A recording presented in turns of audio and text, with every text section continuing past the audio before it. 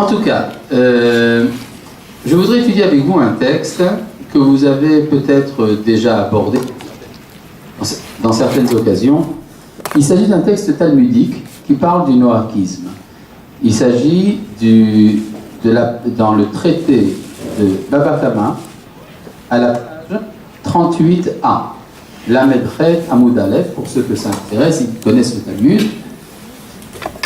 C'est un texte assez curieux, mais qui a de grosses conséquences sur notre sujet. Il s'agit d'un texte dans lequel il est dit qu'à un moment de l'histoire, Dieu a levé les lois noachides, a aboli les lois noachides. C'est basé sur un verset. Amad vayimoded eretz, Dieu s'est levé pour mesurer la terre. Ra'a, il a vu, et le texte ne dit pas ce qu'il a vu. Vayater goyim, et autorisa les nations. Alors, une des interprétations proposées par le Talmud, c'est quoi? Il a autorisé les nations. Eh bien, il a autorisé les nations à ne plus accomplir les 7 lois qu'il. Et pourquoi est-ce qu'il l'a fait? Parce qu'il a vu que les nations ne les accomplissaient pas. Alors, évidemment, ça a l'air absolument illogique ce texte. D'ailleurs, le Talmud lui-même s'étonne de cette tradition. Il dit, mais enfin, comment se fait-il que celui qui pêche est récompensé de ce qu'on lève l'interdiction? Alors, dans ce cas-là, on peut faire n'importe quoi et tout est autorisé. Alors, réponse du Talmud, mais non, c'est pas que c'est vraiment autorisé, mais c'est que les nations ont cessé d'être récompensées lorsqu'ils les accomplissent, même s'ils le font. À nouveau, nouvel étonnement. D'ailleurs, vous avez remarqué que je vous ai dispensé de l'interrogation parce que j'ai vu que vous avez très bien écouté la dernière fois et j'espère que cette fois-ci vous allez faire la même chose. Et donc, après la première interrogation du Talmud, mais enfin, comment est-ce qu'on peut récompenser le pécheur? Après, le Talmud dit, oui, mais ils ne sont pas récompensés. Ils ne sont pas récompensés de tout ça. Ils ont le devoir, les nations ont le devoir d'accomplir les commandements noachides, mais les nations ne sont pas récompensées lorsqu'elles le font. À nouveau, nouvelle interrogation du Talmud. Comment ne pas récompenser celui qui agit bien? À nouveau, donc, l'interrogation est dans l'autre sens. Évidemment, le Talmud arrive à la conclusion que non, pas du tout. Ils sont récompensés, mais n'ont pas la même récompense que celui qui fait quelque chose parce qu'on lui a ordonné, mais seulement comme quelqu'un qui fait quelque chose qu'on ne lui a pas ordonné de faire. Alors ça se base sur un enseignement antérieur du Talmud, qui est qu'il est plus grand de faire quelque chose parce qu'on en a reçu l'ordre et de l'accomplir, que de le faire volontairement sans qu'on en ait reçu l'ordre. Ce qui a l'air tout à fait contraire au sens commun. Dans le sens commun, on se dit que quand quelque chose est fait parce qu'on le fait volontairement sans en avoir reçu l'ordre, on est plus méritant que si on le fait parce qu'on en a reçu l'ordre. Alors, interprétation des Tosafistes, les élèves de Rashi, au XIIe, XIIIe siècle, qui répondent non, pas du tout. Parce que quand on fait quelque chose parce qu'on en a reçu l'ordre, on a un désir secret de se révolter. C'est-à-dire, on refuse de faire quelque chose quand on en a reçu l'ordre. C'est-à-dire, il y a une tendance naturelle à remettre en question l'autorité. Ce qui explique ce qu'on appelle la révolte des générations, les enfants qui refusent de faire ce que disent les parents, etc. Et donc, il y a un plus grand mérite à avoir reçu un ordre que de ne pas l'avoir reçu. Et c'est comme ça que s'achève cette page du Talmud. Alors, qu'est-ce que le Talmud veut nous dire? Et c'est à moi donc de vous donner quelques éclaircissements là-dessus. Pour ça, je vais devoir me référer à une tradition extérieure au judaïsme que vous connaissez probablement, le christianisme. Vous savez que dans les origines du christianisme, il y a eu cette idée que la loi est une malédiction. C'est quelque chose qu'on retrouve dans les évangiles et dans les épîtres de Paul, le fondateur du christianisme, qui est que le fait que quelque chose soit un commandement est une malédiction. Et plus il y a de commandements, plus la malédiction est grande. Et l'idée est que le Christ nous a sauvés de la malédiction de la loi. C'est écrit en toutes lettres dans Matthieu. Et ça veut dire quoi? Eh bien, c'est très simple. Si la condition de ma relation envers Dieu, c'est l'accomplissement d'une mitzvah, l'accomplissement d'un commandement, alors c'est très grave. Parce que moi qui suis un homme, je vais certainement un jour ou l'autre pécher. Je vais certainement être en infraction. Et donc, le fait d'avoir posé la mitzvah, le commandement, comme condition de la relation favorable de Dieu envers moi, pose un problème. C'est inévitablement que je vais un jour être déchu de cette relation. Et on peut dire même que donc la mitzvah est un piège. Et donc ce qu'a déclaré Paul, c'est que les commandements étaient abolis. Maintenant, si vous avez 613 commandements, vous avez donc 613 pièges. Donc c'est terrible d'avoir reçu les mitzvot. On pourrait même se demander si Dieu n'a pas donné les commandements à son peuple parce qu'il ne les aime pas. Et donc 613 commandements sont 613 occasions de pécher. Et donc ce que le christianisme a proposé, c'est de remplacer la relation à travers les mitzvot par la relation à travers la foi. La foi étant quelque chose de plus facile à élaborer, prétend le christianisme, et donc on est jugé par sa foi et pas par ses actes. Ce ne sont pas les actes qui sauvent, c'est la foi qui sauve. Je suppose que ça résonne dans votre bagage intellectuel comme quelque chose de connu. Ce qui est surprenant, c'est que dans l'une des épîtres de Paul, on voit qu'après avoir déclaré que les mitzvot étaient abolis, la première communauté chrétienne, celle d'Antioche, si je ne me trompe, a commencé à vivre une vie de libertinisme.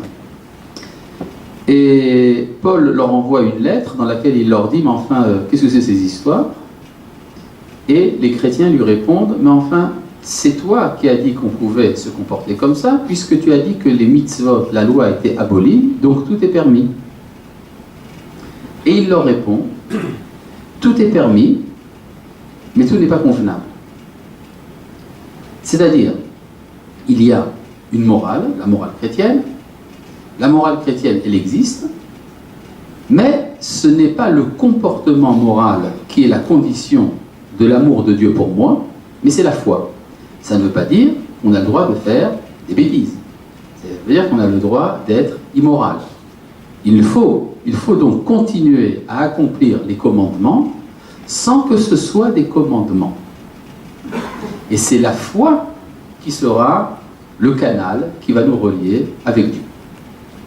Eh bien, c'est exactement ce que dit ce passage curieux du Talmud que je vous ai lu, c'est que les nations veulent accomplir les commandements noachides, ils veulent les accomplir en tant que morale générale, comme morale naturelle, mais non pas comme commandement.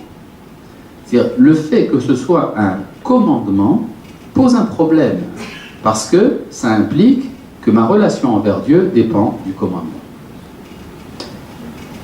Qu'est-ce que répond le judaïsme à cet argument, en fait? L'argument a l'air très vrai, très juste. S'il y a 613 commandements, je suis donc susceptible de 613 sortes de péchés. S'il n'y a que 200 commandements, je ne pourrai faire que 200 péchés. S'il n'y a pas de commandement du tout, je n'en ferai pas du tout. Si le seul commandement, c'est la foi, alors à la limite, le seul péché que je pourrais faire, c'est de ne pas avoir la foi. Et donc, il semblerait que la critique paulinienne est bien fondée. Qu'est-ce que répond la tradition juive à cet argument? Eh bien, la réponse est très simple, c'est que même si on pêche, il y a ce qu'on appelle la teshuva. La teshuva, le repentir. Et le repentir, d'après la tradition d'Israël, est efficace. Ça marche. Ça marche, quoi qu'il en soit. C'est-à-dire, à partir du moment où je fais cette transformation dans ma personne, de la volonté, je me repens d'avoir fait le mal, et je décide de faire le bien, eh bien, les compteurs sont remis à zéro. C'est un des 613 commandements de la Torah, le commandement de la Teshuva. Alors, qu'est-ce que répondrait le christianisme à cet argument? Eh bien, tout simplement que la teshuva n'est pas vraiment efficace. Elle n'efface pas vraiment, elle ne lave pas vraiment la faute.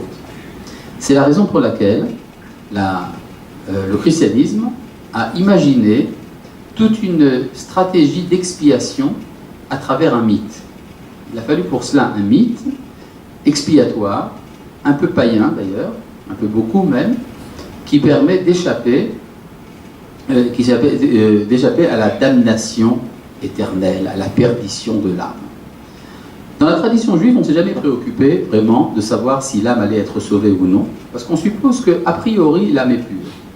Et que c'est seulement si on fait de très grosses gaffes que l'on peut perdre sa béatitude, mais a priori on y appartient. Donc le problème n'est pas de savoir si on a sa part au monde à venir, si on a sa part au paradis ou pas, parce qu'on peut dire que d'emblée on suppose que les hommes le méritent, le paradis en question. Et donc ce qui nous préoccupe, c'est plutôt de réussir la vie d'ici-bas, plutôt que la vie d'en haut. La vie d'en haut, c'est déjà assuré. Mais en tout cas, même si on a fait des péchés très très graves, la teshuva est efficace, elle permet à nouveau de rétablir la relation rompue avec le Créateur. En quoi tout ce que je vous dis concerne le noachisme? Eh bien c'est très simple. Étant donné que l'humanité a été d'une certaine manière déchue de son alliance originelle, l'alliance originelle qui était ce qu'on appelle les 7 commandements noachiques, puisque l'humanité n'en veut pas en tant que commandement, alors il faut faire un processus de réactualisation de l'alliance noachique. Et c'est ce qui se fait lorsque un membre des nations décide d'accepter les 7 commandements en tant que commandement. C'est pour ça que la déclaration d'acceptation du noachisme se fait en présence d'un quorum quasi-tribunalien de 3 rabbins. Devant 3 rabbins, on fait sa déclaration officielle et on s'engage à nouveau à retrouver les lois noachides en tant que mitzvah. C'est-à-dire ce que fait la cérémonie du Beddin, elle ne convertit pas au judaïsme évidemment, mais elle permet de rétablir la relation de Metzuvé Verosé, de celui qui a reçu un commandement et qui l'accomplit. Effectivement, le résultat, bien que pratiquement il a l'air le même que celui qui fait de la morale naturelle, en fait c'est un résultat tout à fait différent. Parce que lorsque je ne suis pas sous le coup d'une mitzvah, j'accomplis la morale naturelle pour des raisons de morale naturelle, ce qui est très noble. C'est très bien, il faut être un homme, il faut se comporter moralement. Mais quand je me comporte simplement moralement, eh bien, j'acquiers une perfection humaine. Mais je n'ai pas de relation avec l'infini. Par contre, si ce que j'accomplis, je le fais parce que c'est une mitzvah, alors j'entre immédiatement en contact avec l'infini. C'est-à-dire que ça donne une dimension spirituelle absolument inégalable à la vie de l'homme. Et donc, c'est la raison pour laquelle nous proposons à ceux qui sont intéressés, justement, la cérémonie du Beddin, qui fait que l'on change de statut. Alors que, d'habitude, on pense qu'on peut changer de statut en passant de l'identité non juive à l'identité juive. En fait, il y a une autre transformation qui peut se faire, c'est le passage de l'identité Goy à l'identité Ben Noach. Le Ben Noach a un statut particulier dans la loi juive. Parfois, le Ben Noach bénéficie également du statut du Ger Toshav. Mais le Ger Toshav, c'est-à-dire l'étranger résident, c'est un statut propre à l'étranger qui vit sur la terre d'Israël. Mais étant donné que la terre d'Israël n'est pas le monde entier, alors pour le reste de l'humanité, c'est ce qu'on appelle être Ben Noach. Le Ben Noach, et là je voudrais vous citer un enseignement de Maïmonide, puisqu'on m'a posé la question tout à l'heure de savoir est-ce qu'on a le droit de faire une nouvelle religion. Il y aurait une interdiction de faire une nouvelle religion d'après le texte de Maïmonide. Et là je voudrais vous citer le texte de Maïmonide, de mémoire, mais à la manière dont il a été lu par les plus grands des décisionnaires de la loi juive. Ce que je vous dis là est une des opinions possibles, c'est celle que nous relevons dans notre centre Anouk Berit Olam, c'est la suivante. Maïmonide nous dit qu'il est interdit à un non-juif, un goy, de respecter le Shabbat. Ni d'ailleurs d'étudier la Torah, ni d'innover des nouvelles festivités, ni d'accomplir aucun autre commandement que les 7 commandements noachides. Ça voudrait dire que le non-juif n'aurait le droit d'avoir une activité exclusivement négative dans sa relation envers Dieu, et sans plus. Certains se servent de ce texte de Maïmonide pour dire, alors vos histoires de noachisme, une vie religieuse, tout ça c'est du baratin, puisque Maïmonide dit que c'est interdit. Simplement, c'est une erreur de lecture, malencontreuse évidemment, et là je voudrais entrer un peu dans le détail. Dans le passage juste après cette interdiction de Maïmonide d'innover une nouvelle loi, d'accomplir le Shabbat, d'étudier la Torah et tout le reste, juste après, quelques lignes plus tard, Maïmonide nous dit, si un Ben Noach désire accomplir un des commandements de la Torah autre que les 7, il peut le faire de la manière même kahil chata, c'est-à-dire selon les règles de la loi juive. Alors comment comprendre cette contradiction? D'une part, Maïmonide dit que c'est interdit, d'autre part, il dit que c'est permis. Alors, il faut simplement savoir de qui parle Maïmonide. Dans le premier passage, il parle du Goy. Dans le deuxième passage, il parle du Ben Noach. Le Ben Noach étant celui qui a déjà adhéré aux 7 commandements, qui en a fait la déclaration solennelle et qui se comporte en fonction de ces 7 commandements, alors à partir de ce moment-là, les portes lui sont ouvertes pour élargir le champ de sa vie religieuse à de nombreux commandements du judaïsme. Pas l'ensemble de tous les commandements. Si quelqu'un veut accomplir tous les 613 commandements, il doit pour cela se convertir au judaïsme. Mais si il s'agit d'élargir le champ de son judaïsme, alors de son adhésion, alors il peut s'inspirer de la plupart des commandements du judaïsme. Par exemple, le Shabbat. Ce que je vous cite ici, c'est l'opinion d'un des grands maîtres du XVIIIe siècle, le Khatam Sofer, et son interprétation est celle du texte de Maïmonide. Il y a d'autres opinions dans la halakha, donc si vous entendez des rabbins vous dire « vous n'avez pas le droit de faire le Shabbat », ne vous étonnez pas, mais nous suivons une autre opinion. Il y a d'ailleurs des commandements, au-delà des 7 commandements noachides, qui engagent tout le monde, même s'ils ne font pas partie de la liste. Par exemple, le devoir de la charité. Le Talmud est explicite là-dessus, il dit « la charité est un devoir des noachides, ils doivent l'accomplir ». De même, le Talmud, quand il veut s'inspirer, quand il veut savoir comment respecter ses parents, amène pour exemple des comportements noachides réalisés par des non-juifs, comme exemple de comment il faut respecter ses parents. De manière générale, vous pouvez voir que l'humanité, avant même l'élection du peuple d'Israël, avait déjà des lois, et que ces lois étaient très élaborées. Vous connaissez certainement le code de Hammurabi, et vous avez peut-être entendu parler d'autres lois qui étaient en vigueur dans l'humanité, dans l'Antiquité, et dont nous avons l'écho, par exemple, dans le livre de Bereshit. Je me réfère par exemple, entre autres, à la loi du Lévira. Le Lévira, en hébreu, diboum, on le voit très bien dans le livre de Bereshit, était déjà en usage du temps de Yaakov avec son fils Juda, et peut-être même avant, nous avons encore d'autres témoignages de l'existence du Lévira. Étant donné que j'emploie ici à dessein un mot rare, je suis persuadé qu'au moins la moitié du public ne comprend pas ce que c'est que le Lévira, mais personne n'a ici l'audace de dire « mais qu'est-ce que ça veut dire le Lévira ?»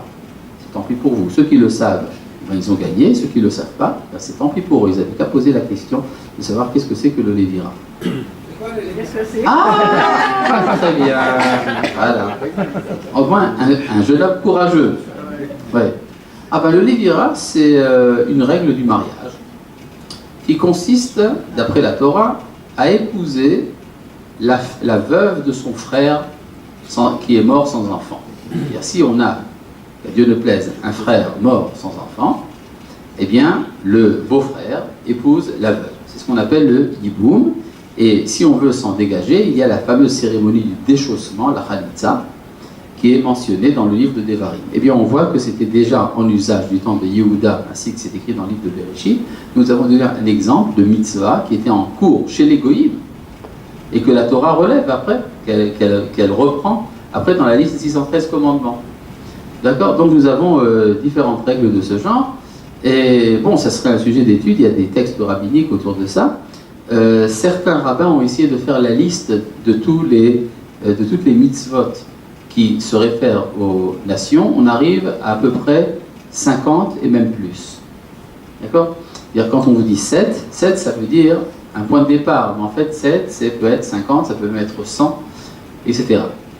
Par exemple, l'interdiction de l'idolâtrie comporte énormément de comportements. Est-ce que, par exemple, c'est quoi pratiquer l'idolâtrie, par exemple? Alors vous avez tout un traité du Talmud qui s'appelle le traité de Avodah Zarah qui traite de ça. Ou bien par exemple les relations sexuelles interdites. C'est quoi exactement? Combien y en a-t-il? Et de quelle manière? Et bien tout ça c'était un autre volume du Talmud aussi. Donc toutes ces choses-là doivent être élaborées également dans une législation noachique qui partiellement dépend non pas des sages d'Israël mais des sages des nations. Je vais vous donner par exemple un tout petit exemple de ça. Vous savez qu'il y a une opinion talmudique comme quoi la greffe des arbres est interdite au Béné Noir. C'est discuté, certains l'admettent, certains ne l'admettent pas. Alors maintenant, est-ce que la greffe en question, pour savoir qu'est-ce que c'est qu'une greffe, c'est une greffe entre deux espèces.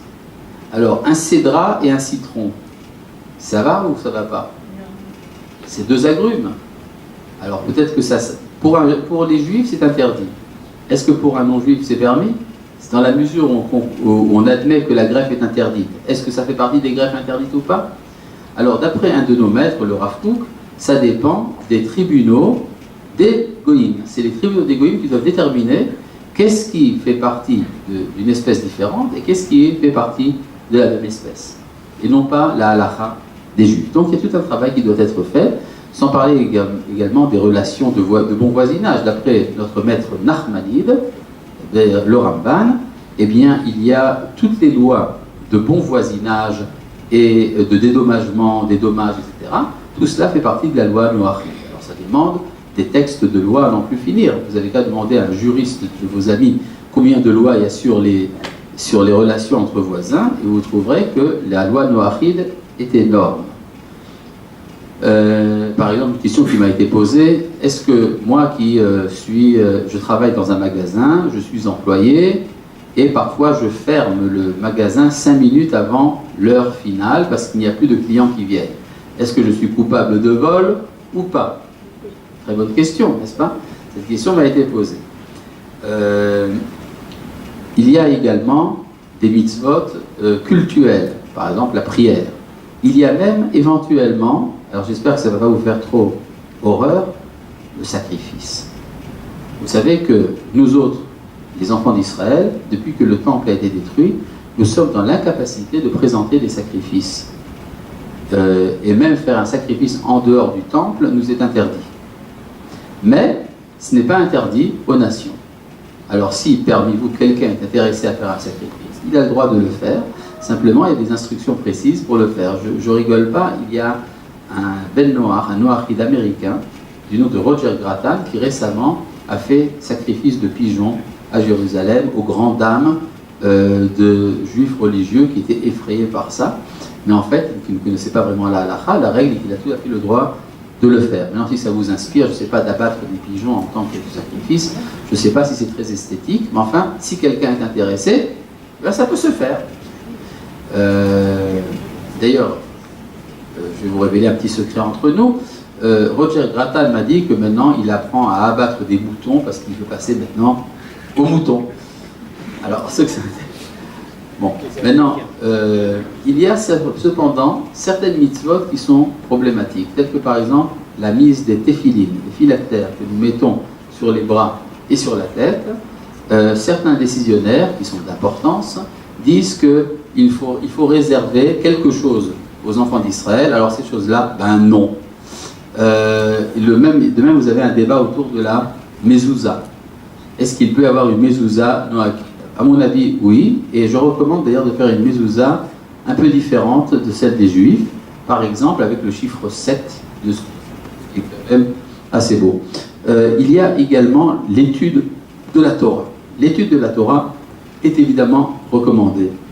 On ne peut pas vraiment comprendre quelque chose si on n'étudie pas. Parce que tant qu'on n'étudie pas, on est dépendant du maître. Et là, je voudrais vous expliquer un peu la différence qu'il y a entre la synagogue et la yeshiva. Quand je vais à la synagogue, je vais pour prier, évidemment, pour lire la Torah, et également entendre les instructions de mon rabbin qui va me dire ce que je dois faire et ce que je dois penser. C'est à ça que sert la synagogue. Vous savez, la synagogue est une institution un peu passive. On est là dans la dépendance par rapport au maître. Tandis qu'il y a une autre institution qu'on appelle la yeshiva, c'est-à-dire la maison d'études. Et dans la maison d'études, on vient pour quoi faire? Pour étudier. Et étudier, ça veut dire rechercher la vérité. C'est la raison pour laquelle la halakha nous dit que si on a une objection contre l'enseignement de son maître, eh bien, non seulement on a le devoir de dire à son maître qu'on a une objection, on a également le devoir de ne pas suivre l'enseignement de son maître. C'est-à-dire, si on a réfuté l'enseignement de son maître, parce qu'on a la preuve que le maître s'est trompé, eh bien, il n'y a pas d'autorité du maître dans ce cas-là. Il est même interdit, dit le Gaon de Vilna, de suivre l'enseignement de son maître si on a la preuve qu'il s'est trompé. Il y a un seul petit problème, c'est quoi une preuve? Comment est-ce que je peux prouver que mon maître s'est trompé? Alors, ça s'apprend aussi. On apprend comment apprendre. Mais tout ça est très important, ça peut se faire dans un cercle d'études. C'est pour ça que ma recommandation serait, pour tous ceux qui sont intéressés par la Torah, c'est d'avoir des réunions de temps en temps. Hebdomadaire, c'est encore très bien, ça peut être mensuel, ça peut être semestriel. Des rencontres d'études autour de sujets de la Torah, peut-être modérées par un rabbin, peut-être amener un conférencier, peut-être étudier sur texte. Mais en tout cas, il est indispensable d'avoir un contact direct avec l'étude. Tant que le contact n'est pas avec l'étude, ça reste du mythe. La religion devient de la magie. Et il faut éviter la dimension, il faut éviter l'appréhension magique de la Torah. La Torah n'est pas un mythe, elle n'est pas faite pour rester un mystère. La Torah est faite pour être claire. Et il n'y a rien de clair si on n'est pas capable de poser des questions et d'essayer d'y répondre.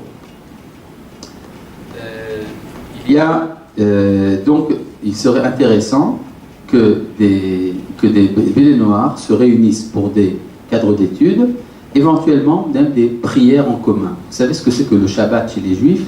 C'est quelque chose d'assez extraordinaire. C'est un jour où on passe son temps à manger, à boire, à se reposer et à prier. Et également à étudier. C'est-à-dire il y a une journée toute entière de la semaine qui est consacrée à la joie. Et cette joie est liée à l'étude. Et ça, c'est un modèle qui peut être imité. Ça peut même être un week-end en commun. Pourquoi ne pas chercher des amis noakides un peu partout et de leur faire participer à votre expérience et même d'avancer ensemble. Voilà, tout ça c'était donc pour comprendre ce que fait le Beit Din. Je reviens donc au sujet du départ.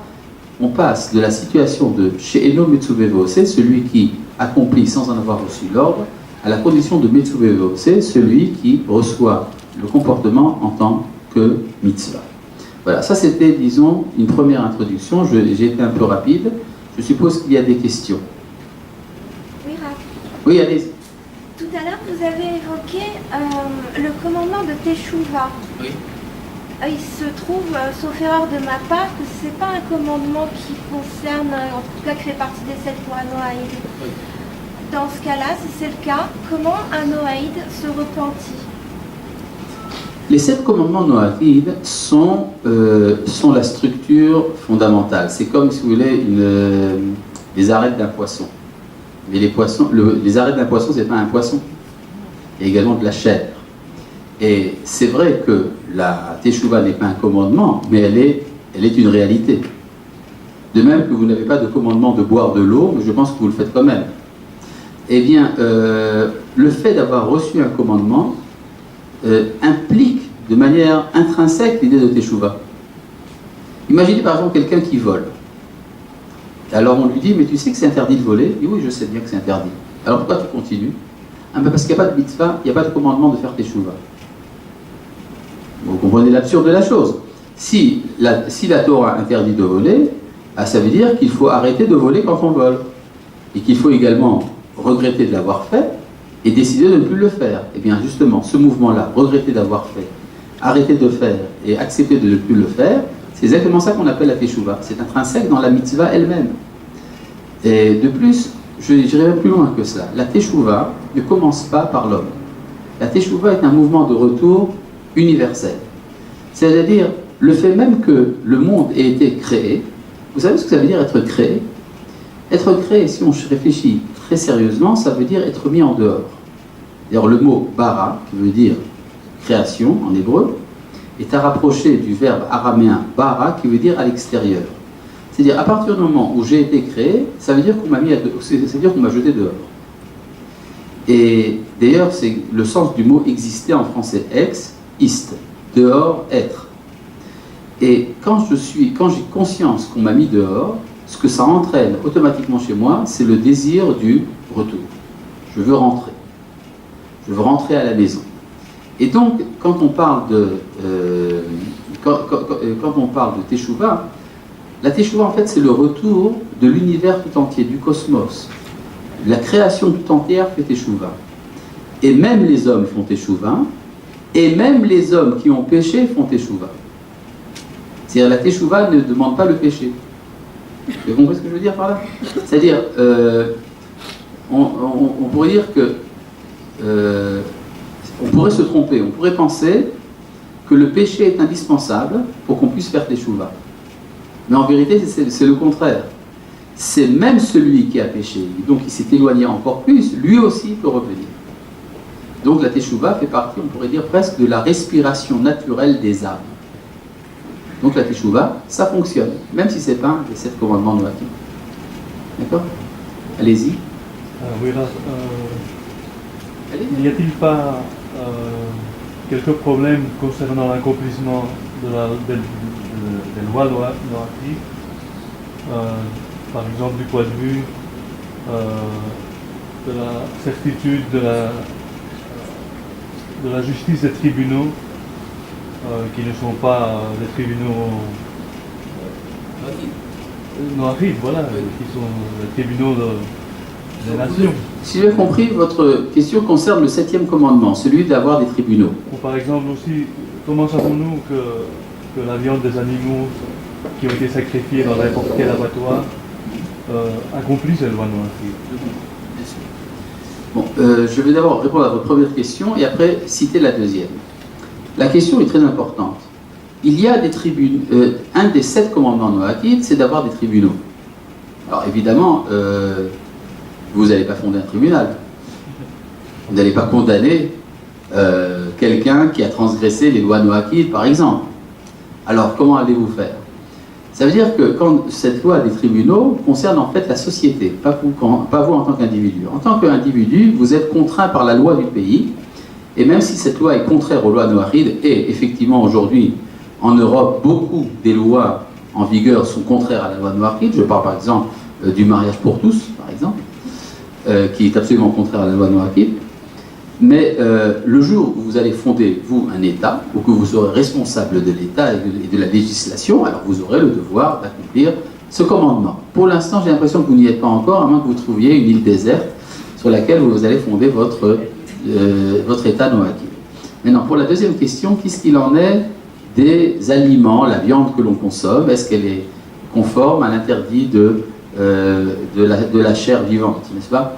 Et il y a une interdiction qui est d'arracher un morceau de chair vivante et de le consommer. Ceci est interdit. Qu'en est-il dans les abattoirs? Cette question nous a été posée justement par des Béné Noirs du Texas. Parce qu'aux États-Unis, il y a... Je sais pas, vous avez lu Tintin en Amérique? Certainement. Non, vous n'avez pas lu Tintin en Amérique? Ah, ça fait partie de la culture fondamentale. Est-ce qu'on peut être noachide sans savoir lu Tintin? Bon, il y a des usines à viande où sur tapis roulant passent des animaux vivants et qui ressortent sous forme de saucisses. Le problème, c'est que, bon, ils sont mis à mort, effectivement, dans le courant du trajet, mais parfois, excusez-moi les détails horribles, la mort n'est pas immédiate. Et pourtant, la chair est arrachée. Alors, il y a eu des cas comme ça, et donc des bonnets noirs du Texas nous ont demandé est-ce qu'ils avaient le droit de manger des produits de cette usine. Et il y a eu un débat entre plusieurs rabbins à Jérusalem autour de ce problème. Et nous sommes arrivés à la conclusion que, pour des tas de considérations de doute, par exemple, le fait qu'on ne sait pas si tel morceau de boîte à conserve acheté fait partie de ce problème ou pas, alors on va selon la majorité, donc c'est autorisé. Cependant, nous avons recommandé à nos amis Noachide de publier une protestation. Ce qui est une sanctification du nom de Dieu quand on fait des choses pareilles, quand on dit « Nous autres, les Noachide, nous exigeons que dans tel abattoir, on ait un comportement humain envers les bêtes. » C'est-à-dire, on peut être également végétarien, pas de problème. Il y a également un autre problème qui a été soulevé entre les rabbins, j'en ai discuté la semaine dernière avec le rabbin de Genève, le Rav Schlesinger, à propos de l'abattage musulman, le halal. Est-ce qu'il correspond ou pas aux exigences de cette loi? D'après certains de nos sages dans le Talmud, l'abattage de cette manière, l'abattage par la voie du couteau, rend impropre à la consommation pour les noachides les entrailles, c'est-à-dire les parties du tube digestif. Mais la plupart des rabbins ne relèvent pas cette interdiction. Enfin, il est toujours bon de se poser des questions. Vous savez, quand un juif a une question sur son poulet, s'il est cachère ou pas, il prend le poulet et il va voir le rabbin. Et le rabbin regarde si l'aile elle est comme ça, si la pâte elle est comme ça. Alors, on peut également imaginer ce genre de scène chez les noachides. Justement, par rapport à l'abattage, est-ce qu'en sortant de l'arche, Noé n'a pas reçu... Est-ce que quoi? Par rapport à l'abattage, oui. Est-ce que Noé, en sortant de l'arche, comme il a reçu le 7e commandement, est-ce qu'il a reçu en même temps des lois concernant l'abattage? C'est-à-dire qu'il y a des lois concernant l'abattage, justement, c'est de ne pas consommer la chair vivante. Maintenant, ce que Noé a fait en sortant de l'arche, il a fait des sacrifices. Il a fait des sacrifices qui ont été présentés sur un autel et qui ont amené la paix dans le monde. Mais les lois de l'abattage sont transmises dans la tradition juive et non pas dans la loi noachique. Simplement, nous avons, chez nos amis des Philippines, la question a été posée, qu'est-ce qu'ils doivent dire comme bénédiction au moment de l'abattage? Parce qu'ils s'efforcent de faire l'abattage à la manière des Juifs. Alors, est-ce qu'ils ont une bénédiction à prononcer à ce moment-là ou pas? Et je leur ai recommandé de lire au moment de l'abattage le verset de la Bible qui interdit justement la chair vivante. De même, il y a un problème pour les huîtres. Vous savez, les huîtres ou bien le homard. Le homard, il est consommé. Voilà, j'espère que je n'ai pas fait trop peur.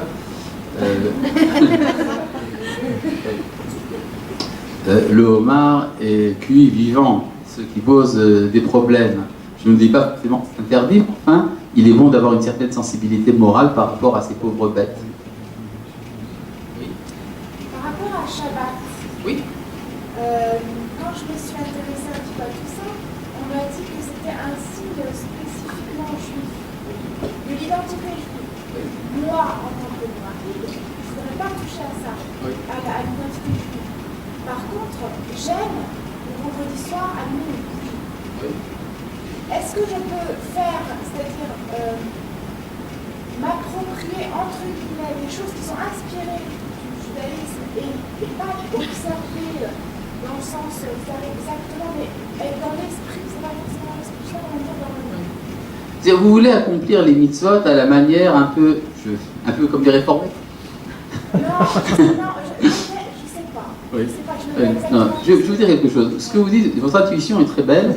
Elle correspond à un enseignement du Maharal de Prague, 16e siècle à Prague, qui explique que le commandement du Shabbat a été donné à 2 reprises dans les tables de la loi, dans les 10 commandements.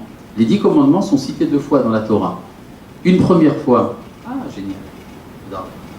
une première fois dans la section de Yitro, la deuxième fois dans la section de Vaetranan. Et à chaque fois, il y a une autre version des 10 commandements. Dans la première version des 10 commandements, la raison du Shabbat, c'est la création du monde. Et dans la deuxième version, la raison du Shabbat, c'est la sortie d'Égypte. la sortie de l'esclavage. Alors, si on considère la deuxième version, le Shabbat ne concerne qu'Israël. Il n'y a qu'Israël qui a été en esclavage. Et si on considère la première version, eh bien, le monde entier a été créé, donc ça concerne le monde entier. Mais il y a une petite différence, c'est que dans le livre de Shemot, dans la première version, il est dit « Souviens-toi du jour du Shabbat », « Zachor ». Tandis que dans la deuxième version, il est écrit « Shamor », c'est « observe », « préserve le Shabbat ». Et donc ça veut dire que dans le Shabbat, il y a deux dimensions, une positive et une négative. La positive, c'est de se souvenir du Shabbat et de se souvenir que le monde a été créé. Et ça s'accomplit justement par l'allumage des bougies et le kiddush. Et préserver le Shabbat, c'est le commandement négatif de ne pas faire de travail ce jour-là. Et ça correspond spécifiquement à Israël. Donc votre intuition est juste. Zachor, le souvenir, ça concerne l'humanité tout entière.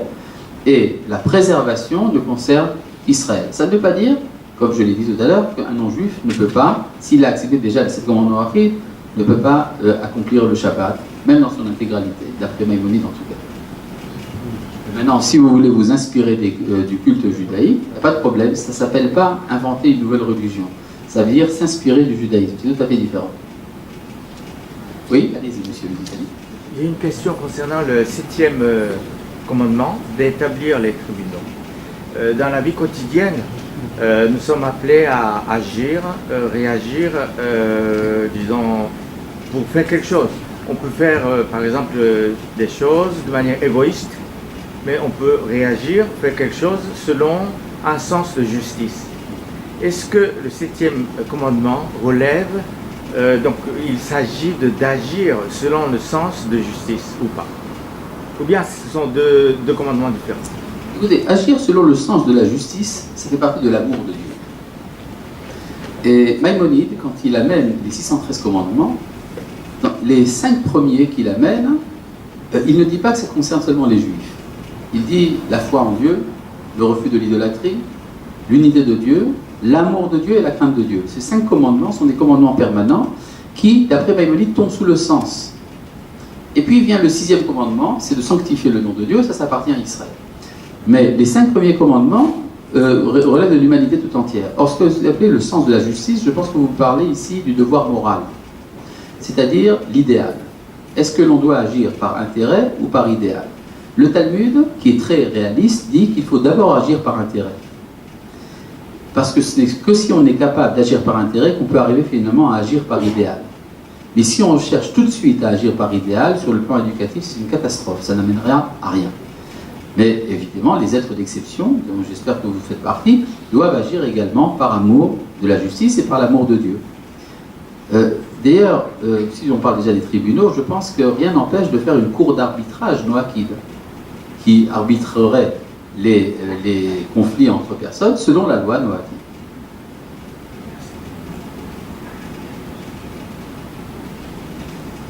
Avez-vous d'autres questions? N'ayez pas peur, c'est une occasion. Oui. Quelle est la position en fait, du noguiste par rapport à un fonctionnement de synagogue s'il en a à proximité? Rien n'empêche un non-juif, même non-noaki d'ailleurs, d'entrer dans une synagogue et faire ses prières. Alors dans le fonctionnement de la synagogue, alors vous avez le problème du minyan, où il faut 10 personnes pour faire la prière ensemble, 10 personnes juives. Mâles, âgés de plus de 13 ans. Donc, ça ne rentre pas dans la catégorie du noachide. Simplement, nous avons des témoignages historiques que dans l'Antiquité, à l'époque romaine, dans toutes les synagogues de l'Empire romain, il y avait une place réservée pour les non-juifs, qui venaient écouter les enseignements des rabbins et prier avec les juifs. Donc, tout ça peut très bien se faire. Je recommande toujours, pour ceux qui sont intéressés, de faire une cérémonie propre aux noachid eux-mêmes. Par exemple, une lecture de la Torah à leur manière.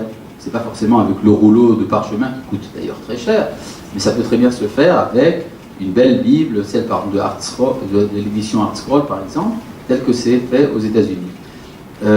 Il y a également une recommandation d'un de mes amis qui m'a dit pourquoi ne pas faire ce qu'on appelle Kabbalat Shabbat ensemble. La Kabbalat Shabbat, c'est l'entrée du Shabbat qui se fait avec des très beaux psaumes, avec souvent même de la musique. Ça peut se faire en commun entre juifs et non-juifs. Après la prière de Harvit qui vient par la suite, ça, chacun la fera à sa manière.